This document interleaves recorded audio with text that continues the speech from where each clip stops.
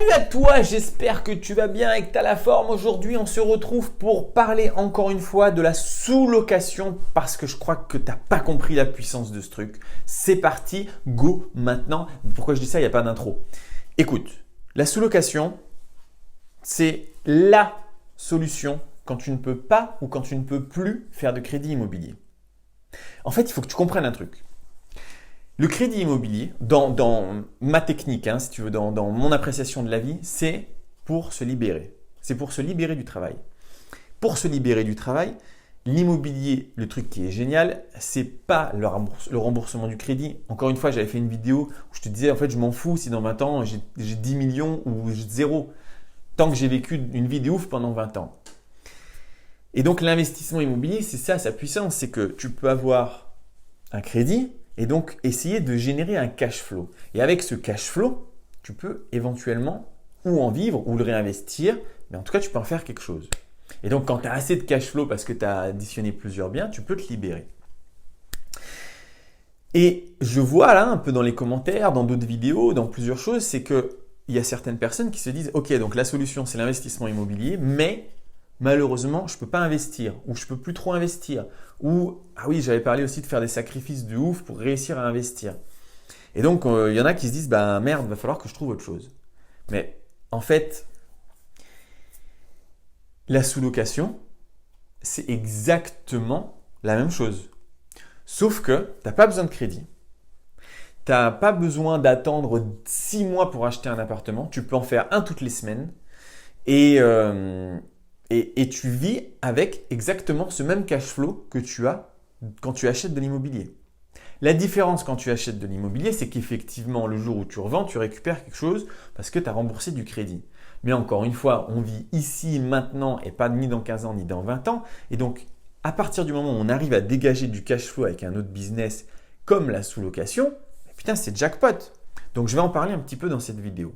La sous-loc, qu'est-ce que c'est encore une fois? C'est tout simplement d'aller toquer chez un propriétaire et de lui dire « Waouh, ton bien, il est vachement bien, j'aimerais bien te le louer ». Lui, il va te dire « Bah oui, patate, tu as regardé une annonce sur le Bon Coin, c'est justement pour ça que tu es ici, c'est parce que je l'ai mis en location. » Ah, ok. Et toi, tu vas dire « D'accord, ouais, j'ai bien compris, mais en fait, voilà, je t'explique.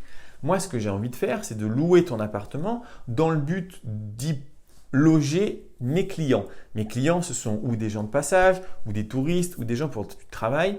Et donc, moi, c'est moi qui te le loue, mais ensuite, je vais l'exploiter de différentes manières qui ne te regardent pas, mon gros. Et lui, il va te dire, oulala, mais ça ressemble à de la sous-location, ça. Auquel cas, tu vas dire, bah ouais, c'est de la sous-location, mais en fait, contrairement à ce qu'on croit, la sous-location, parce qu'il va te dire, mais attends, la sous-location, c'est illégal, là, ce que tu me dis. Et en fait, non. La sous-location n'est absolument pas illégale.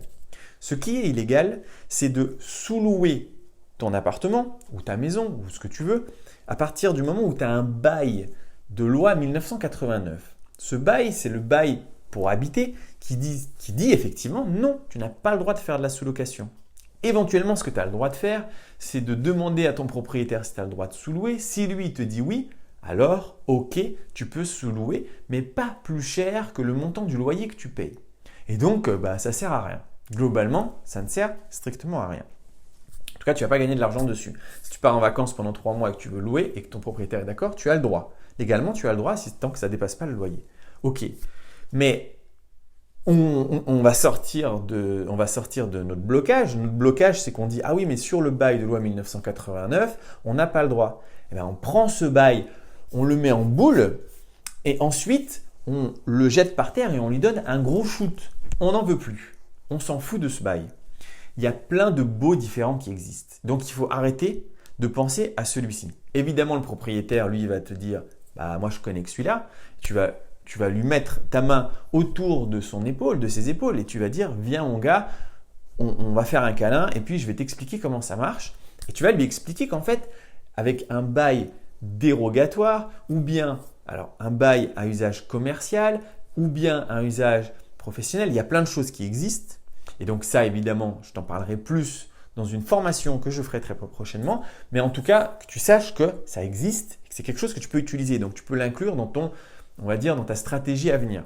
Et donc tu vas lui dire, voilà, en fait, selon le bail qu'on fait, on a le droit ou on n'a pas le droit. Et donc, si tout le monde croit qu'on n'a pas le droit, c'est tout simplement parce que tout le monde fait le même bail de loi 1989 et on s'en fout, on l'a acheté, celui-là, il y a même un chien qui l'a récupéré et qui est en train de faire pipi dessus. Donc, moi, je vais te faire un bail dérogatoire ou bien un bail commercial. Et donc, dans ce bail-là, qui est très très bien rédigé, alors j'en ai préparé un, ça a été rédigé par des avocats d'affaires en immobilier, donc autant dire que c'est costaud, tu as parfaitement le droit de le présenter à ton propriétaire ou à l'agence et de dire, ben voilà, en fait, ce bail-là, on a vraiment le droit de sous-louer. Et à partir de là, c'est un business. C'est un petit business. Alors, tu n'as pas besoin de faire une société, je te le dis tout de suite, pas de société.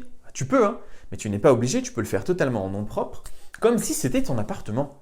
Et donc, tu vas l'exploiter comme si c'était ton appartement, sauf qu'à la place de rembourser du crédit, tu vas tout simplement payer le loyer. Donc ça, oui, quand tu partiras du bien, tu ne pourras pas le vendre. Et donc, forcément, c'est moins puissant que l'achat immobilier.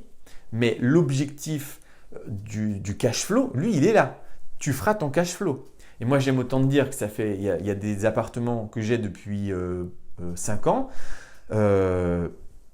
Si j'avais fait du à la sous-loc, aujourd'hui, là, à l'heure actuelle, ce serait la même chose en fait. Parce que je ne les ai pas vendus, donc je n'ai pas récupéré l'argent. Donc, je vide ce cash flow-là, comme si c'était de la sous-loc. Et donc, tu peux générer ce cash flow. Ce cash flow-là, le truc qui est cool, c'est que tu peux vivre avec, il est déclaré, il y a tout qui est légal. Tout est légal. Mais tu peux vraiment en faire un business en nom propre. De la même manière, ce sera imposé dans tes revenus personnels en tant que bénéfices industriels et commerciaux. Et donc, tu peux faire ça autant de fois que tu veux. Et si tu as la tchatch, et si tu arrives à motiver, et si déjà tu comprends comment ça marche, mais que tu arrives à motiver des propriétaires, mais c'est même tellement plus rapide que de faire de l'achat immobilier. Moi, je te le dis tout de suite, si j'avais su, quand j'ai commencé l'immobilier, que la sous-location existait, je pense honnêtement que peut-être j'aurais acheté, mais j'aurais pas axé tout là-dessus. Là, j'ai tout axé sur acheter. Franchement, ça m'emmerde quoi.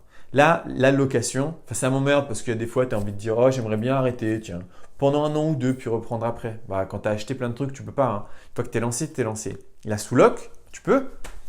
Tu as un contrat, tu peux te sortir de là en 1 mois en disant « je finis » et tu arrêtes tous tes biens et tu pars vivre aux Bahamas pendant 3 ans si tu veux. Et quand tu reviens, tu refais ton business en tant que privé ou une société, pardon. Et donc, ça là, de faire de la location comme ça, putain, mais c'est surpuissant. C'est hyper intéressant, c'est hyper cool. C'est exactement ce qu'on fait en achetant de l'immobilier, mais on n'a plus besoin d'acheter. Et je vois donc encore une fois dans les commentaires ou je vois sur d'autres vidéos, je vois un petit peu les autres vidéos. En fait, je vois que c'est quelque chose qui n'est pas du tout encore arrivé dans la tête des gens qui se disent « Ah, c'est dommage, j'ai un CDI, je peux acheter qu'un studio. » Non, en fait, tu peux en avoir 50 des studios. Il suffit que tu en achètes un si tu veux, mais les 49 autres, tu vas essayer de les choper en location. Et ce que je te disais, c'est que quand tu achètes de l'immobilier, il faut 6 mois. C'est vachement long. Hein. Enfin, c'est du boulot. Hein. Franchement, c'est du boulot, quoi. Il faut chercher l'appart. Il faut faire des travaux. Très souvent. Hein. Enfin, déjà, il faut trouver… alors, attends, je te recommence tout. Il faut chercher l'appart. Alors là, tu passes déjà des heures et des heures. Il faut faire des offres. Il faut qu'une des offres hyper sauvages passe. Ensuite, il faut que tu ailles signer le truc au notaire. Ensuite, il faut que tu cherches un crédit à la banque. Ah non, monsieur, vous n'avez pas assez d'argent. Tu dois faire 20 banques pour trouver l'achat immobilier, un financement. Ensuite, tu refais… Enfin, tu as les clés. Maintenant, tu appelles tous tes artisans. Ah tiens, ils ne répondent pas au téléphone comme c'est bizarre. Tu arrives finalement à les avoir parce que tu leur as dit « mais vous ne vouliez pas un acompte ?» Poum, ils sont là. Et puis ensuite, ils font la moitié du travail et puis ils disparaissent pendant 4 ans. Et toi, tu es là « putain, mais jamais tu finis mon appartement » et tu essayes de rappeler et ils ne décrochent pas.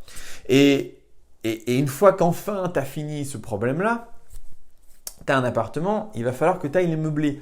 Ok, allez, c'est parti, tu le meubles. Enfin, tu vois, c'est du taf. Hein. Franchement, c'est du taf. Ok, il est payé. Ce taf est payé le jour où tu revends. Mais au-delà du fait que ça, c'est du taf, je vais te dire un truc pour que tu comprennes bien là où je veux en venir, en sous-loc. Moi, je faisais du Airbnb. Je l'ai probablement dit déjà dans la vidéo de la sous-location, mais je vois que personne ne réagit. Il faut réagir.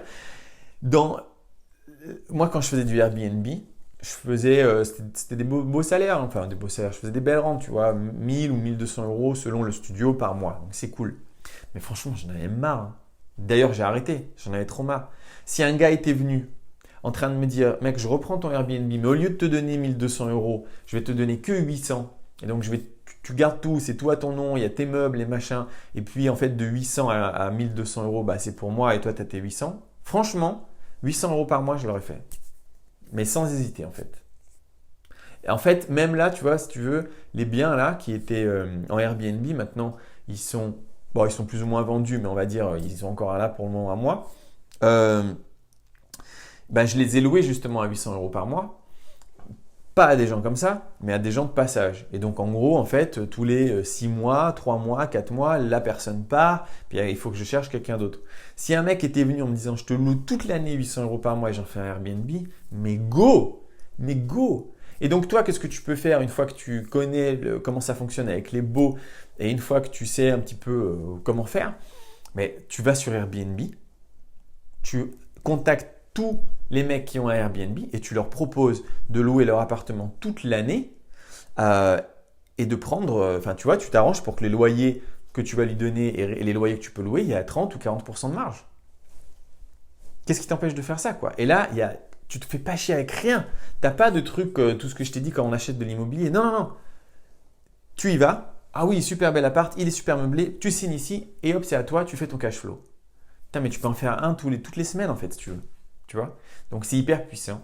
Et c'est probablement une stratégie qu'il va falloir privilégier en termes d'immobilier, plutôt même que l'achat immobilier qui pour le moment est compliqué.